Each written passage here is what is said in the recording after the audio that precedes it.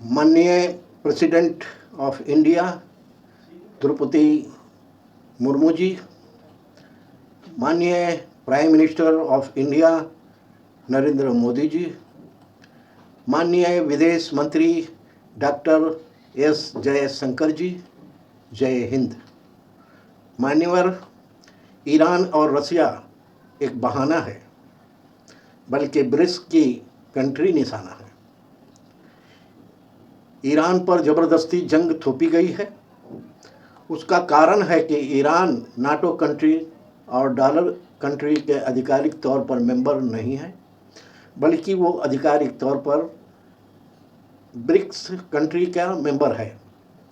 इसलिए BRICS country को एक एक करके बर्बाद करने की कोशिश हो रही है, मगर उसका पहला निशाना रसिया था और अब ईरान है।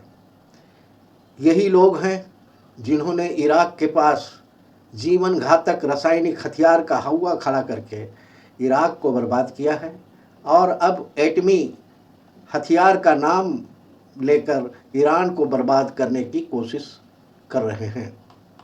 मतलब यह है कि जो इनको सजदा करने से इनकार करेगा उनको ये बदनाम करके बर्बाद कर देंगे। और हम भारत के लोग किसी के सजदा को पसंद नहीं करते हैं, तो हमको भी किसी न किसी बहाने बदनाम करके हमको भी बर्बाद करने की कोशिश करेंगे। क्योंकि भारत भी आधिकारिक तौर पर नाटो कंट्री और डॉलर कंट्री का मेंबर नहीं है, बल्कि भारत आधिकारिक तौर पर ब्रिक्स कंट्री का मेंबर है और ब्रिक्स करेंसी को कायम करने में अहम भूमिका निभाने वाले 3 देश हैं, चाइना, रसिया और भारत हैं। इसलिए तीनों कतार में हैं।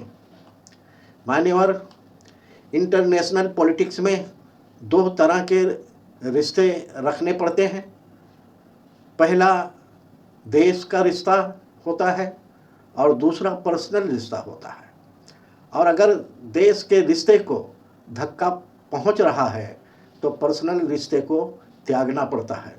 इसलिए देश हित में पर्सनल रिश्ते को त्यागने की कोशिश करें।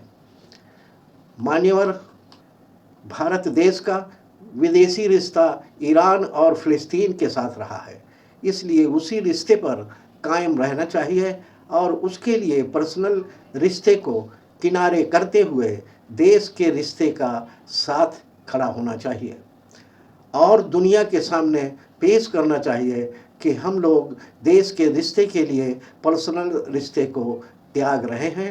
तभी दुनिया में हमारा विश्वास और भरोसा कायम होगा। हमारे देश में कोई भी पंथ या समुदाय लड़ाई झगड़ा नहीं चाहते हैं, बल्कि सभी लोग आपस में मिलकर रहना चाहते हैं। मगर भारत के अंदर जो तनाव बढ़ा है उसके पीछे इन्हीं नाटो कंट्री और डॉलर कंट्री का हाथ है।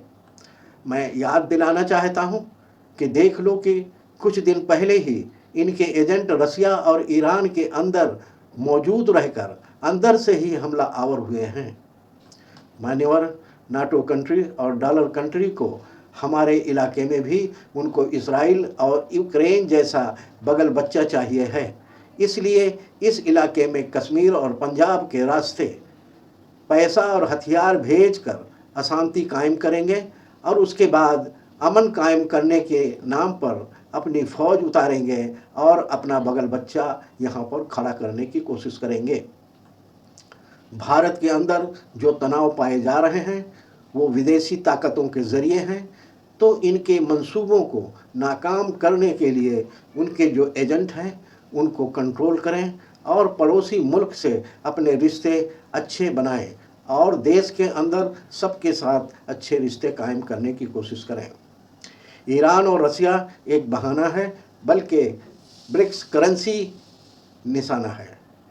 आपको क्या लगता है? कमेंट करें। जय हिंद।